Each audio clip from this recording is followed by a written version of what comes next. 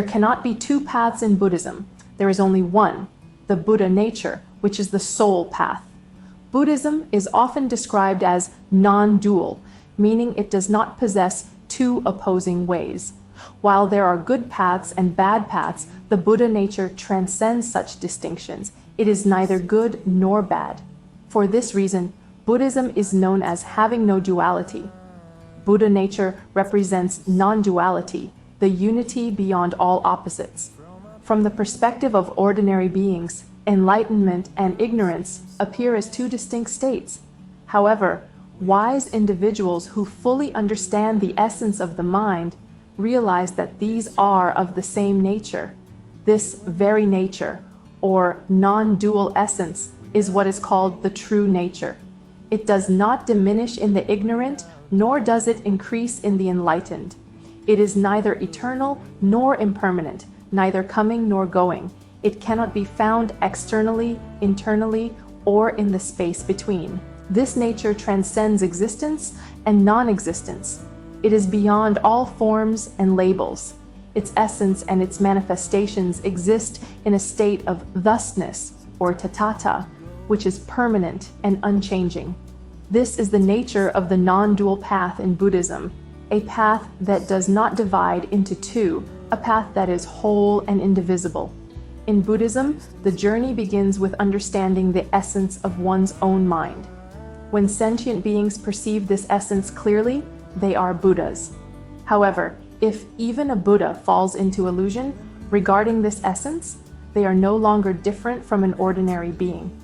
The purity of the mind's essence transforms an ordinary person into a Buddha, while impurity in this essence can return even a Buddha to an ordinary state.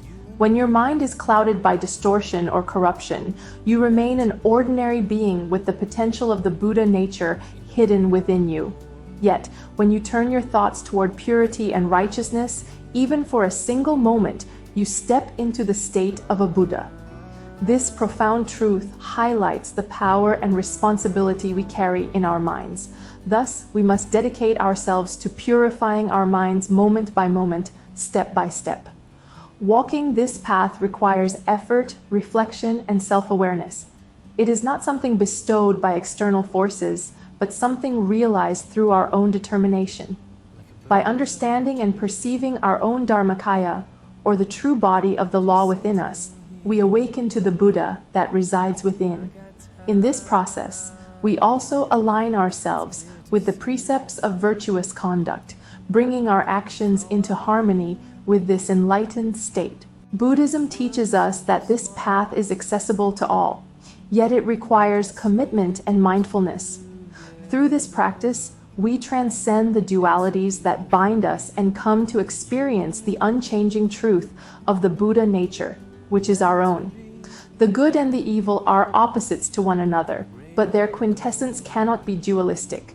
This non-dualistic nature is called the true nature, the absolute reality that cannot be tainted by evil nor affected by good. This is what is called the Sambhogakaya of Buddha. Directly perceiving moment by moment our own mind essence is the Ambhogakaya of Buddha.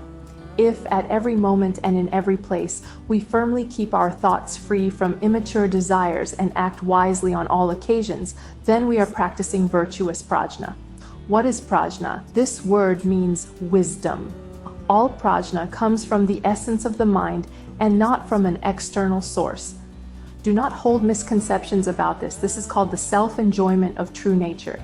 Once the tathata, the essence of the mind, is known, one is freed from delusion forever. We should keep our minds in the true nature of tathata, abandoning the dualistic pairs of opposites. All unhealthy conceptions must be left behind. Confused by thoughts, we experience duality in life. Free from ideas, the enlightened sees the singular reality. Before thinking about good or evil, who are you? What is, at this particular moment, your true nature? What is your original face? Virtuous audience, when we use prajna for introspection, we are enlightened both within and without. Knowing our mind is liberation. Achieving liberation is attaining prajna, which is no thought. What is no thought? It is seeing and knowing all dharmas and phenomena with a mind free from attachment. When in use, the mind encompasses all things, yet clings to none. Those who understand the path of no thought will know everything, experience what all Buddhas have experienced, and attain Buddhahood. Virtuous audience, our tradition holds no thought as the goal, non-objectivity as the foundation, and non-attachment as the fundamental principle. No thought means not being driven by any particular idea in the exercise of the mental faculty. Non-objectivity means not being absorbed, involved, or enticed by objects upon contact with them. Attachment is the mark of our essence of mind. All things, good or bad, beautiful or ugly, should be seen as empty. Even in disputes or conflicts, we should treat loved ones and enemies alike, never entertaining thoughts of revenge. Let the past remain dead. If we allow our thoughts of past, present, and future to link together, we subject ourselves to repression. On the other hand, if we keep our minds free from attachment, we achieve emancipation. This is why we consider non-attachment as our fundamental principle. Freeing oneself from absorption in external objects is called non-objectivity. When in such a state, the nature of Dharma is pure. This is why non-objectivity is our foundation.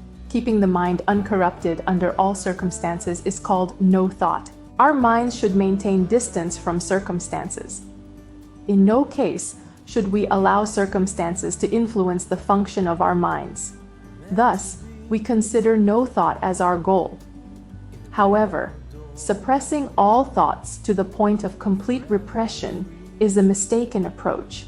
Suppressing thoughts entirely, even if successful, does not lead to liberation, as one would still be subject to rebirth elsewhere. When the mind clings neither to good nor to evil, we must avoid letting it drift into emptiness, or we risk remaining inert. Instead, we should expand our studies, broaden our knowledge, and fully understand Buddhist principles while remaining compassionate towards others. By freeing others from the ideas of ego and self and realizing that the true nature of the mind is immutable, we walk the correct path.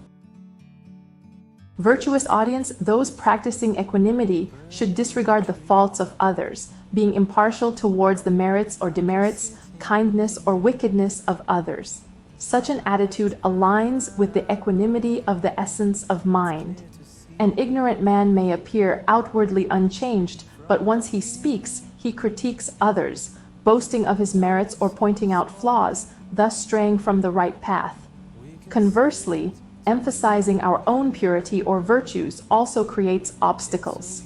Virtuous audience seeking refuge in a true Buddha is seeking refuge in the essence of one's mind.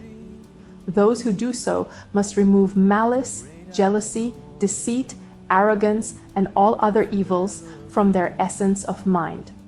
Taking refuge in oneself means being constantly alert to one's errors and refraining from judging others' merits or faults. The humble and tranquil person who is courteous to all has comprehended the essence of the mind so fully that their path becomes free from additional obstacles. This is the way to seek refuge in oneself.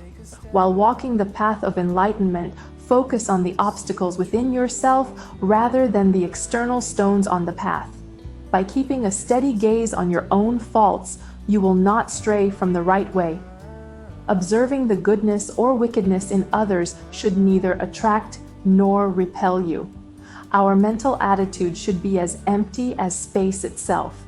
The one on the path does not cling to sensory existence nor rejects it outright. Freed from the notions of self and persona, such a person adopts an attitude of neither attachment nor aversion towards all things. This freedom is ever present, allowing them to be at ease in all circumstances. If you wish to know the essentials of this teaching, you must rid yourself of both good and evil thoughts. Then your mind will remain pure, serene, and tranquil at all times. Let your mind rest in an unlimited state, like empty space, without clinging to the idea of emptiness. Let it function freely in both activity and rest, never staying fixed on any point. Forget the distinction between the wise and the ordinary man. Ignore the distinction between subject and object. Let the essence of the mind and all phenomenal objects be in a state of thusness. Then you will always dwell in samadhi. Since all phenomena arise from our minds, the sutra teaches, when mental activity begins, things come into being. When mental activity ceases, things likewise cease to exist. The one on the path should discard all thoughts, good or bad. The essence of the mind, though named, cannot truly be described by any name. This non-dual nature is called the true nature upon which all Dharma teachings rest. One should realize the essence of the mind upon hearing about it. This system of realizing the essence of the mind transcends the comprehension of the ignorant. Though we may explain it in countless ways, it can all be condensed into one principle. To illuminate the dark tabernacle of our minds, stained by pollutants, we must constantly seek the light of wisdom. Erroneous understandings keep us stained, while correct understandings cleanse us. However, only by discarding both erroneous and correct views can we achieve absolute purity. If you enjoyed this content, don't forget to hit the like button, subscribe to the channel, and leave a comment below. If you have any suggestions or ideas, feel free to share them in the comments. Thank you so much for your support.